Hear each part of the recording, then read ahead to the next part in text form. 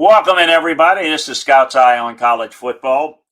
Big 12 football and beyond is what our topic is today on the Landry Football Podcast Network. We appreciate you joining us. Want to remind you at the top, if you would, sign up.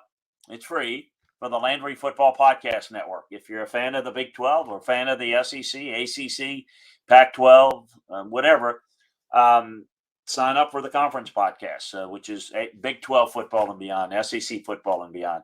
And of course, on the Landry Football Podcast channel, if you sign up for that, you get them all, including all the NFL pro football stuff. Also, LandryFootball.com is where you can get even more detailed film and breakdowns on all the games, not only within this conference, but all the conferences in the NFL. One-stop shopping football is LandryFootball.com. Take advantage of the football season sale. Right there at $69 a year for an entire year is the best deal we have. Try it out for a month, $9.99. So let's get right to it. What a great rivalry it was in the day. Big 8, Big 12, Oklahoma, Nebraska. It's still part of the Big 12. As Oklahoma still in the Big 12, Nebraska, of course, in the Big 10. So we talked a little bit about this game in Big 10 football and beyond. But the big storyline is Scott Frost is gone. What does it mean for this game? Well, I can tell you that Nebraska put on the pads this week. Well, what does that mean? Ooh, they put on the pads. I think they're going to play freer. I think now that the other shoe is dropped, it gives them a chance of trying to play in a freer sense. They know what the future is and know it doesn't involve Scott Frost. And while they're disappointed that they're not playing in a tense sense. So I think we're going to see Nebraska play free. Play loose. I don't know how well they're going to play. Time will tell on that. The ability to turn out a pretty good roster has been pretty good at Nebraska. It's not ideally what can match up in games like this. So it's the little things that Nebraska has to do well, and they do all the little things poorly. They have not been well coached. They don't play with a lot of concentration, a lot of focus, a lot of problems there. It's hardly a bad team. You don't lose that many close games without having guys who can play. But it's still going to come down to the little things. How many turnovers has Nebraska booted in the 3 games thus far? 5. It didn't give up any in the loss to Georgia Southern, but it made up with 10 penalties and one of the program's worst defensive performances all time in Memorial Stadium. You know this, that it's 270 some odd games at home at Nebraska that they scored 35 points or more. Never lost. They did last week. Oklahoma might not come up with 45 points, 575 yards, but it's been pretty good offensively. The offense hasn't been pushed by opposing defenses, and it hasn't pushed the envelope, but the defense is doing a pretty good job against UTEP and Kent State. Is Nebraska going to offer any resistance? Well, I'm just going to tell you that the players are going to fight for Nebraska, and they're going to fight for Mickey Joseph. He's not going to get the job, but they're going to fight as if they're trying to win him the job because they'd like him to get it. And Nebraska does have some playmakers. Texas transfer Casey Towson, when he's in a groove, this offense can move. They're converting 60% of the third down tries. The defense is a concern, but Oklahoma's ground game could get going here, and it could make this real interesting. The punting game is improved. Anthony Grant, solid back to work around. It's not like this game is going to be a blowout necessarily. I think it depends on Nebraska. I think it depends on how mistake prone there are or how much they avoid that. It's not going to have to do with anything other than that, because I think Oklahoma's the better team. But I think they're going to play hard. Secondary is getting picked clean. I think that's going to be a real problem schematically. They're going to come out in front of a home crowd, and they're going to fight. And I've got a pick for you over at LandryFootball.com with a little bit more details. Texas Tech is going to Carter Finley Stadium at NC State. We talked about this on the ACC Football and Beyond show. Texas Tech offense keeps moving without Tyler Schaaf. They, with the shoulder injury, stepped in. Donovan Smith kind of directed the attack. The passing game is clicking. The Red Raiders have been really good against the run. The pass defense has held up pretty well. NC State hadn't played as well as I had thought. The offensive line is doing a pretty good job giving Devin Leary time. The offense is not clicking. They had 5 touchdown passes over Charleston Southern.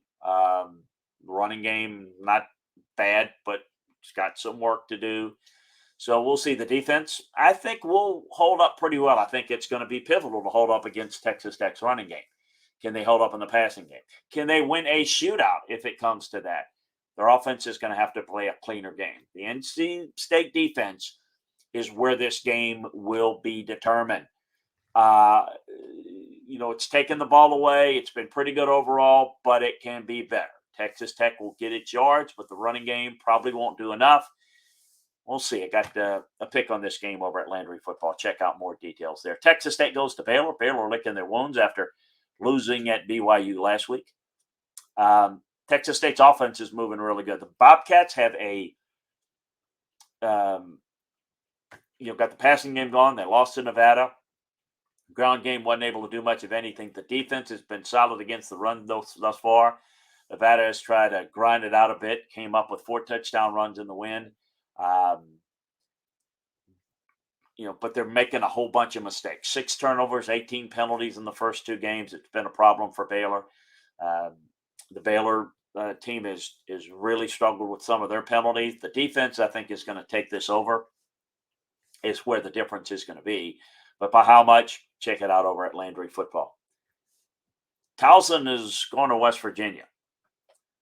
Boy, West Virginia needs this breather of a game.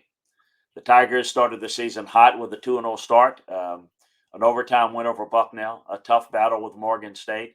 The offense hasn't been anything amazing, but it's controlling the clock. It's hitting third down plays, and the defense is holding firm with good line play, toughness against the run. West Virginia struggling. It played well enough to potentially win its first 2 games, but it's not winning the turnover battle. The secondary is having problems. The defense was supposed to be a plus, but got rocked by Pitt in Kansas. The Mountaineers are moving the football. JT Daniels has actually been solid. The team has enough offensive weapons to spread it around. There's good enough balance to do whatever it wants against the Towson D. As good as the Tigers have been, they're not generating enough pressure. So as long as West Virginia can slow down the mistakes, and they had 4 turnovers and 19 penalties in 2 games, it shouldn't have a problem with a blowout here. They need a reset. Mountaineers need a reset. 3 road games in the next 4 days. It's getting tough for Neil Brown. The talent level, living on some transfers. The offense has got to control the tempo a bit better. This is going to be a win. They just need to get ready, get tuned up, a reset, whatever phrase you want to use to get things back on track. This is going to be pivotal stretch run in the Big 12 for them. Iowa State off that big win against Iowa. Big as in not a lot of points, but a win. They have not been successful against Iowa in recent time. They were last week. Ohio, the offense rolled against Florida Atlantic and then ran into a brick wall at Penn State. Curtis Rourke is a solid veteran, not making mistakes. The running game is okay. The pass rush has been terrific. Can Iowa State play their mistake-free game?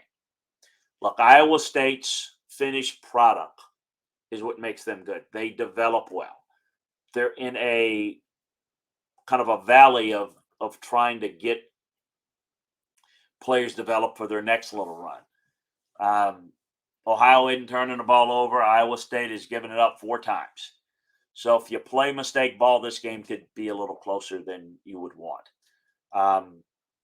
But the passing game, I think, can have a lot of success here for Iowa State. The offense survived that weird Iowa game. That's a good Iowa defense. Hunter Deckers was good in the opener against Southeast Missouri State. Ohio's looked pretty good, but this is a different looking team, I think. Iowa State is not built to roll offensively, but I think they're going to move the football and move it effectively here.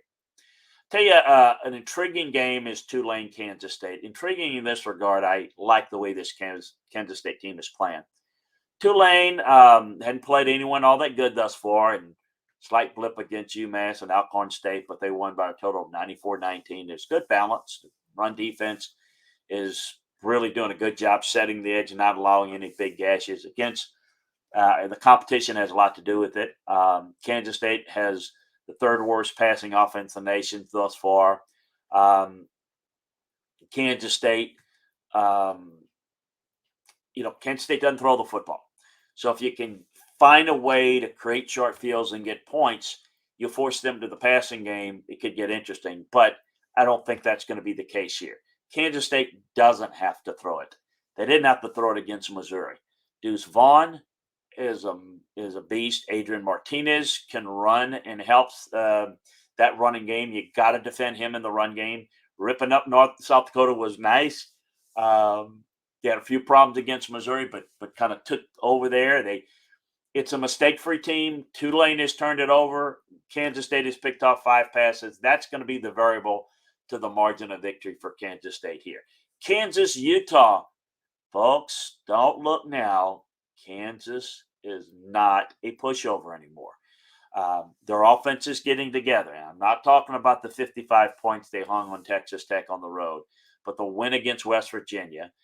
This Lance Leipold team's really good. Good offensive balance, over 200 yards rushing and receiving the first 2 games. Jelon Daniels is really good. I think they can score on this Utah team. This Houston team.